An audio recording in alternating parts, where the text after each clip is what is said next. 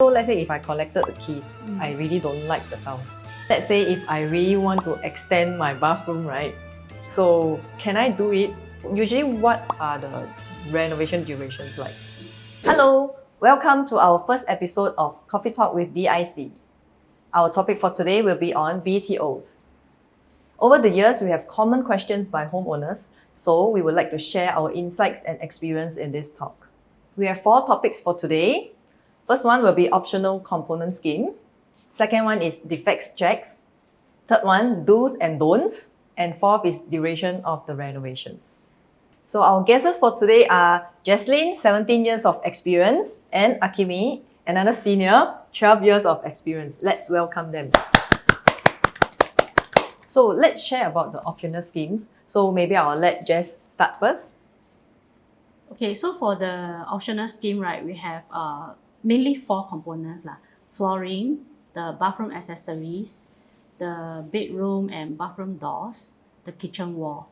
So for flooring, right, the living and bedrooms you can opt out, but the wet areas like the kitchen, the bathroom, the flooring will be there because of a waterproofing warranty.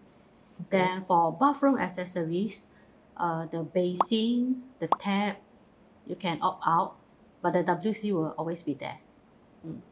Then for the bedroom and bathroom doors, is also optional. You can opt out, but main door and the main gate, HDB will be given to you. Then for the kitchen wall, right, you can have a option of having like an open concept kitchen. So you can opt out that wall in between the kitchen and living room. Okay. So just now you mentioned about the tiles, right? That in the wet areas that we can't opt out. So let's say if I collected the keys, I really don't like the tiles. So we can't hack. So I definitely can overlay, right? Yes, overlay, we can do that. Yeah. Okay, for both bathroom and kitchen. Yes, correct. Right, okay. So I have another question for Akimi. So do you think homeowners should opt for the schemes or not? Of course, as a designer, I will prefer owners don't opt in so that we have more leeway to play around with their designs and the materials that they use for the raw finishes and things like that.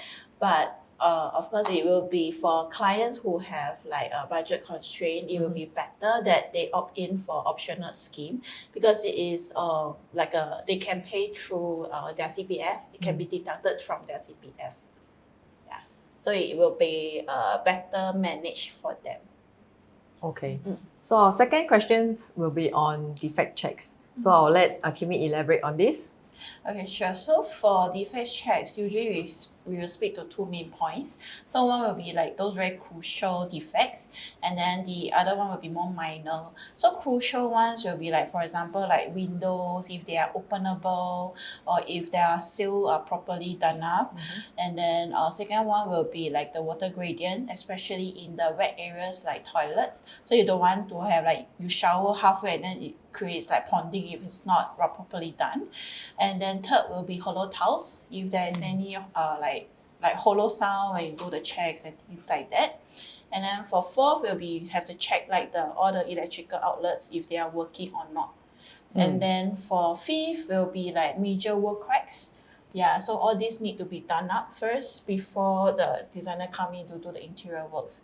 And then for the minor ones are usually more on the aesthetic. So it will be like scratches on the door frames, or like if the grouting on the tiles are properly done up, any like gaps or things like that. Same for the silicone skirting, that they are properly sealed. Yeah. So moving on to our third questions will be the do's and don'ts. So Jess, what do you think?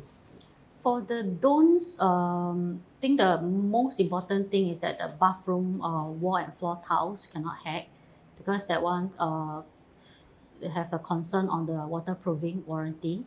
Okay, but HDB is not so strict on the kitchen wall and floor tiles. So that one can try to submit to HDB for the see what do they say about this.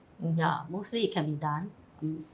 Okay, then do get a HDB approval, and of course to get HDB approved contractors to do all this.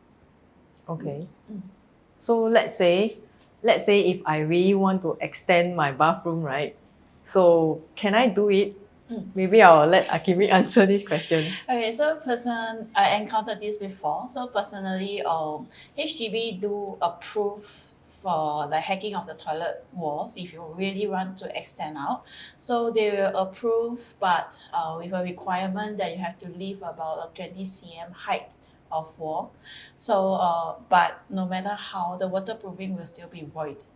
I see. Mm. So this is just to allow the wall to be hacked, but the waterproofing still will be Yes, void also. correct. Okay, correct. so how much they can extend?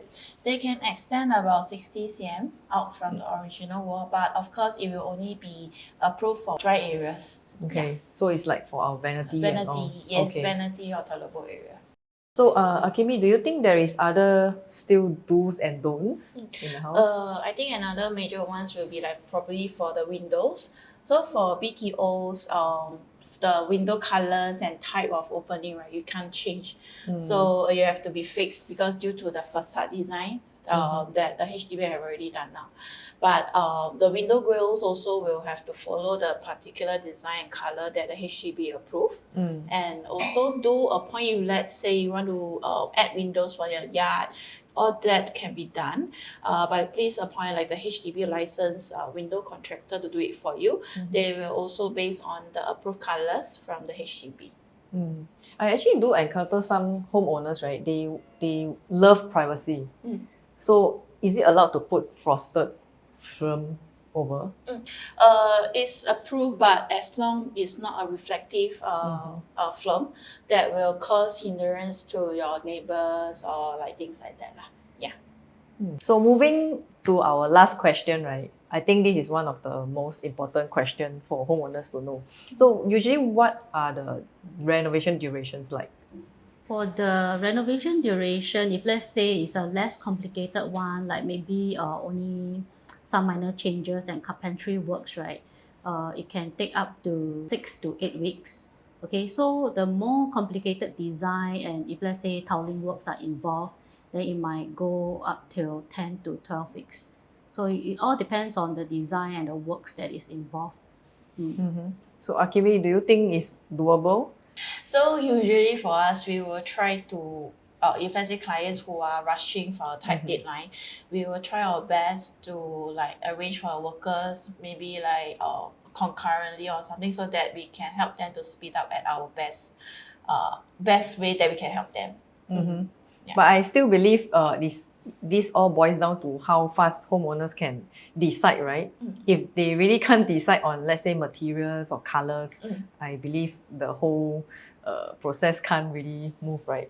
Yes, that's what it's actually also our job to like lead our owners on the decision making and things like that, so that we can bring them to faster, to help them to speed up on this process. Okay, we have come to the end of episode 1. So look forward to our episode 2. See you guys!